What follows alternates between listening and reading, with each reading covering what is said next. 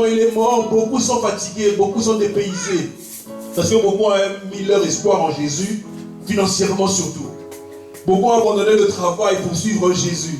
On a dit, nous avons laissé nos maisons, comme les Pierre pouvait dire, nous avons laissé nos maisons, nos familles, nous avons suivi. Ils étaient des pécheurs, ils gagnaient de l'argent. Mais ils ont abandonné tout pour suivre Jésus. Quand ils allaient dans les campagnes avec Jésus, ils suivaient, voilà, il y avait 5000 personnes, Jésus pouvait nourrir 5000 hommes plutôt. On parle d'hommes. Nous savons que les femmes, généralement, sont plus nombreux que les hommes. Et Jésus est nourri. Donc c'était un peu comme leur assistant social. S'ils avaient faim, ils savaient que Jésus pouvait, voilà, multiplier les pains. Quand ils pouvaient manquer d'argent pour payer l'impôt, on sait que Jésus pouvait les envoyer aller prendre un poisson et puis tirer une pièce. Mais Jésus va mourir. Désespoir. Mais Jésus-Christ est fidèle à sa parole. Il avait annoncé qu'il ressusciterait 3 jours après.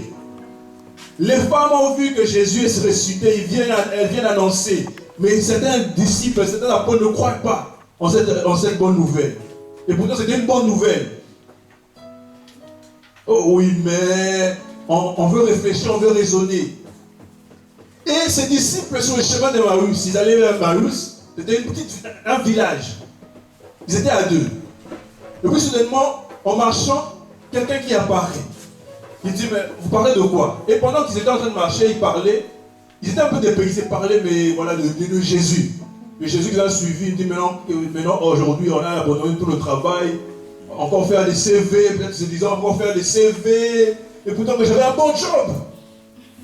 Mais j'ai tout abandonné pour suivre Jésus, parler de Jésus. Mais il avait promis, il devait mourir. En plus, il parlait de ce que Jésus avait annoncé. Il devait mourir puis ressusciter. Il dit, mais oui, c'est bien, il avait dit ça. En plus, les femmes sont allées vérifier, ils ont vu que Jésus est ressuscité. Mais il cogitait, il raisonnait, le raisonnement. Le raisonnement va te tuer. Le raisonnement peut t'amener à rater le ciel. Aller en enfer, le raisonnement, juste trop raisonner. Les choses sont claires. Dieu dit A. Tu sais que Dieu a dit A, mais tu veux réfléchir. Je parlais avec quelqu'un dernièrement qui disait, si Dieu te dit, il dit 1. Là tu fais 1 plus 1,2. Tu n'as pas fait ce que Dieu t'a dit. Et juste ça, ça va t'emmener en enfer. Oui, mais je fais 0,9. Non, il te dit A, tu fais A. On va avec Moïse. On lui dit de parler, il frappe. Ça va coûter de rater ce qui était promis. La terre promise. Le pays où coule le lait et le miel. Donc il marchait, il voit quelqu'un qui apparaît. Il leur demande, de quoi vous parlez? On va prendre ça peut-être. Hein? C'est dans Luc 20. On va prendre Luc 24.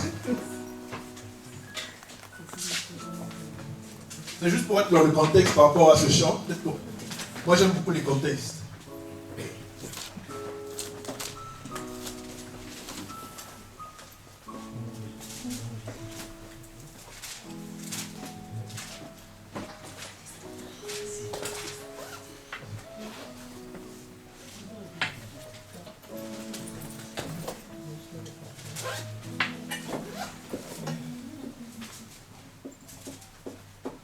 Luc 24, verset 13.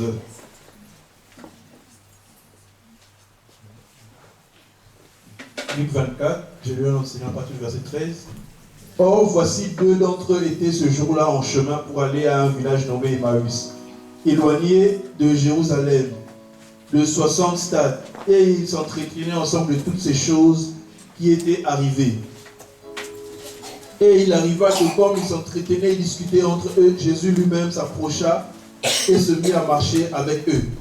Mais leurs yeux étaient retenus, de sorte qu'ils ne reconnaissaient pas. Et il leur dit, quels sont ces discours que vous tenez ensemble en marchant? Et pourquoi êtes-vous tristes? Et l'un d'eux, nommé Cléopas, lui répondait, lui dit, es-tu le seul étranger dans Jérusalem qui ne sache pas les choses qui s'y sont passées ces jours-ci? Ah, vous n'avez pas encore trouvé.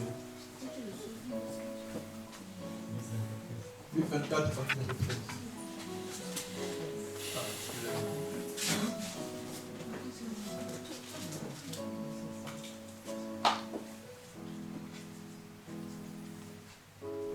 baptisé. C'est pour aider à comprendre un peu le message que le frère avait reçu par rapport à ce chant-là. Pour mieux chanter. Alléluia. Amen. Verset 19. Et il leur dit, lesquels? Ils répondirent, celles concernant Jésus de Nazareth. Alléluia. Qui était un prophète puissant en œuvre et en parole devant Dieu et devant tout le peuple. Et comment les principaux prêtres et nos magistrats l'ont livré pour être condamnés à mort et l'ont crucifié. Or nous espérions, voilà le verset 21. Or nous espérions que ce serait lui qui délivrerait Israël. Mais avec tout cela, c'est aujourd'hui le 3e jour que ces choses sont arrivées. Toutefois, quelques femmes d'entre nous nous ont fort étonnés car elles ont été de grand matin au sépulcre et n'ayant pas trouvé son corps, elles sont venues dire que même elles avaient vu une apparition d'ange qui disait qu'il est vivant. Dis à ton voisin, Jésus est vivant. Jésus est vivant. Alléluia. Non, amen, je ne l'ai pas entendu. Jésus est vivant. Alléluia. Amen. Jésus est vivant. À un moment, on a chanté la solution. Oh mon Dieu. Jésus est la solution. La solution de ton problème. Lorsque Jean nous parlait de la solution du problème, tu viens de penser à un problème que tu as. Laisse-moi te dire que la solution, c'est Jésus. C'est Jésus qui est la solution à nos problèmes. Premièrement, le problème du péché que l'humanité a. C'est Jésus-Christ qui est la solution. Il veut mourir à la croix pour trouver pour apporter la solution. Il est le X à trouver, qui est déjà trouvé dans ton équation. L'équation mathématique la plus difficile de ta vie. Laisse-moi te dire que la solution c'est Jésus. C'est quoi? Quel est ton problème? Quel est ton problème? Jésus est la solution. Tu as perdu un parent. Tu n'arrives pas à te consoler. Laisse-moi te dire que la consolation c'est Jésus. Oh Dieu d'Israël. Il est celui qui console les cœurs. Alléluia. Il est vivant. Et quelques-uns de nôtres sont allés au sépulcre, 24, et ont trouvé les choses comme les femmes l'avaient dit, mais lui, ils ne l'ont pas vu. Alors Jésus leur dit, ô gens sans intelligence et dont le cœur est lent à croire tout ce que les prophètes ont annoncé, ne fallait-il pas que le Christ souffre et qu'il entre dans sa gloire? Et puis commençons, voilà, la suite, on peut le lire. Donc aujourd'hui, le frère disait, quand il recevait ce chant, le Seigneur lui faisait comprendre une chose. Aujourd'hui, on rencontre beaucoup de chrétiens qui sont dans cette même position. Ils sont chrétiens, ils sont disciples. Mais ils vivent comme si Jésus-Christ n'est pas ressuscité. Ils vivent dans les promesses, ils se rappellent les promesses de Dieu, mais ils ne croient pas aux promesses de Dieu. Aujourd'hui, on retrouve même beaucoup de gens, certaines personnes qui prêchent, mais qui ne croient même pas que Jésus-Christ est ressuscité. Si nous ne croyons pas que Jésus-Christ est ressuscité, alors notre foi est vaine. Notre foi ne tient pas parce que la foi est en rapport avec la résurrection, la mort et la résurrection de Jésus-Christ. Tu espérais tellement avoir un changement dans ta vie par rapport à telle ou telle situation. Tu te sens comme dépaysé, découragé. Mais laisse-moi te dire qu'il y a encore un espoir. Et c'est Jésus-Christ. Pourquoi? Parce qu'il est vivant. Il est vivant. Ce qui est magnifique avec Jésus, il règne à jamais. Tu peux mettre ton espoir en un homme qui soit puissant ou pas, mais il passera. Tu peux mettre ton espoir en, je ne sais pas en quel roi, le roi de la Belgique, mais il passera. En un président, il passera, il y a des mandats. Mais celui qui n'a pas de mandat ou celui qui vit éternellement et qui règne éternellement, c'est Jésus-Christ. Voilà pourquoi je veux nous inviter à mettre notre foi, notre confiance en lui. Beaucoup sont morts et sont restés dans la tombe. Alléluia. Plusieurs sont morts mais sont restés dans la tombe. Plusieurs des prophètes, d'hommes puissants, utilisés par Dieu. Voilà, je ne sais pas qui. Les Moïse, les Jérémie, dans notre personne, Ils ont servi Dieu, mais ils sont morts, ils sont restés. Mais un seul est venu mourir pour nos péchés. Mais il n'est pas resté dans la tombe, il est allé à la tombe parce qu'il devait sauver ceux qui étaient aussi enfermés par la mort. Il était prisonnier, mais il est ressuscité. Il est ressuscité. Jésus-Christ est ressuscité. Jésus-Christ est vivant, il est réel. Il est plus réel que la sœur Linda.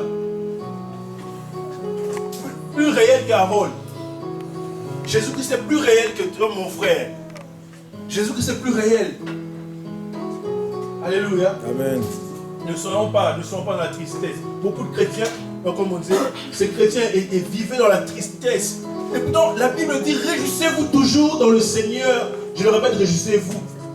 Mais ils vivaient dans la tristesse parce qu'ils n'avaient pas compris l'œuvre de la croix. Pourquoi face au désert, face aux situations difficiles, je demeure dans la tristesse? Parce que je n'ai pas encore compris l'œuvre de la croix. Je n'ai pas compris que Jésus-Christ est sorti du tombeau. Et à la croix, il avait dit, tout est accompli. Tout. C'est au milieu, tout. Comme j'aime bien dire au Seigneur, agis dans les moindres détails. Et c'est une prière que je vois toujours que le Seigneur exauce. Même dans les moindres détails. Alléluia. On a un peu compris plus ou moins la pensée. Alléluia. Il est sorti du tombeau, il régna jamais.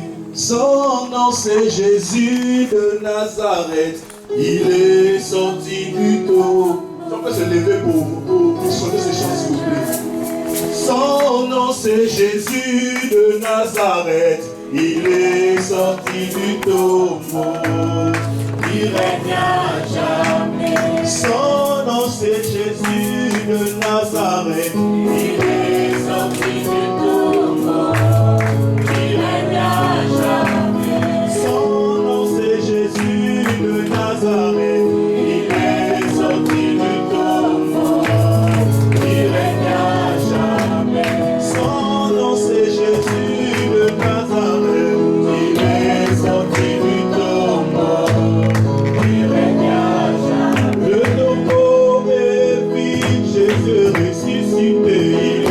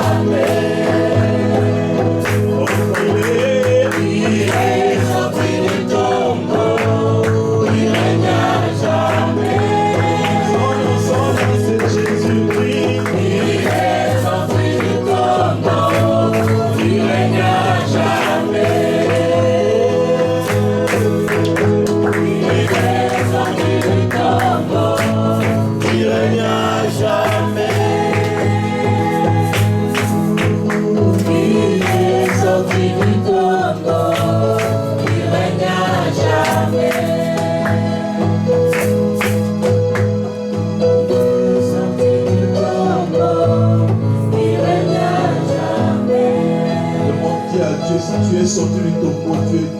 Oh, libère-moi de tout ce qui est mort, tout ce qui est mort dans ma vie, de tout, voilà, là où l'ennemi a emmené la mort.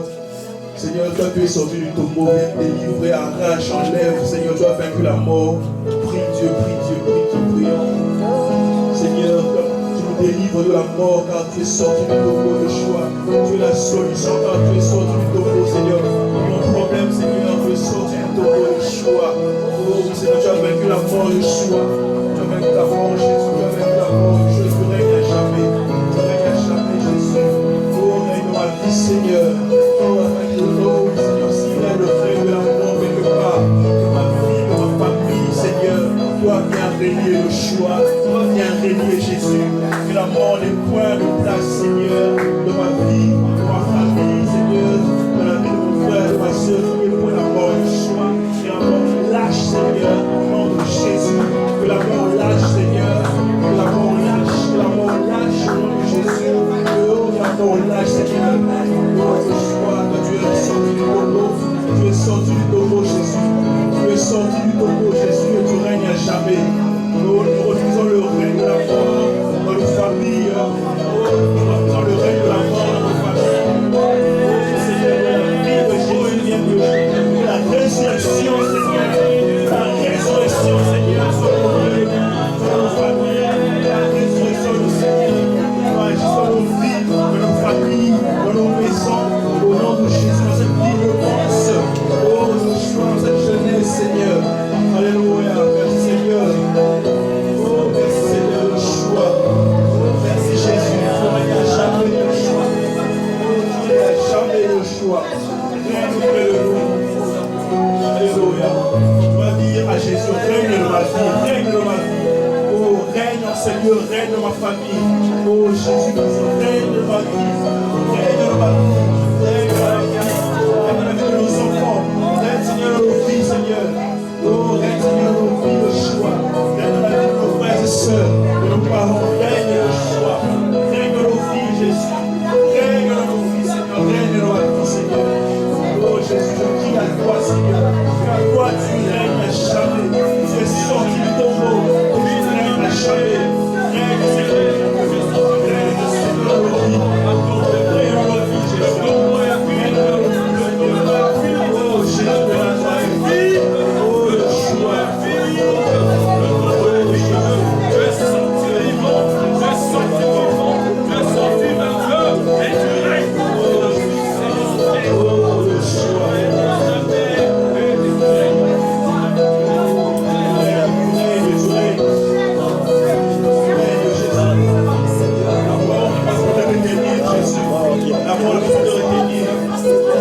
Alléluia. Gloire à toi, Jésus. Gloire à toi, Jésus. Gloire à toi, Jésus. Règne en nous, Seigneur, règne dans nos cœurs.